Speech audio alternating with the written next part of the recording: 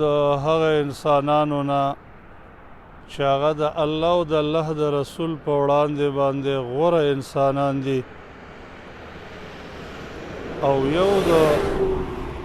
او یو د غوروالي د اسبابو نه هغه دا دی چې سړي له الله اوږده زندګي ورکړي او دی په دې اوږده زندګۍ کې د الله بندګي کوي. نبی کریم صلی الله علیه وسلم فرمایي خیر الناس من طال عمره وحسن عمله.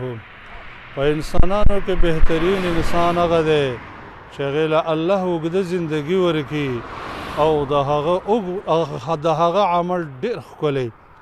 په مقابل کې بدترین انسان هغه دی چې الله تبارک وتعالی هغې له اوږده زندګي ورکړي او عمل بدترین وي. دې وجې نه د نبي صلی الله علیه وسلم په دور کې دوه کسانو چې هغوی ایمان راوړه دا یو کس شهید شو، یو کس کال بعد هغه په خپل مرګ باندې وفات شو. خوب کې ولیدلی شو چې دا یو کال وروسته چې پسې وفات شو دا جنت ته د دې شهید ورور نه مخکې داخل شو. صحابه کرامو د دې نه تعجب وکړ. نبی کریم صلی الله علیه وسلم وفرمایل تاسو ولې تعجب کوئ؟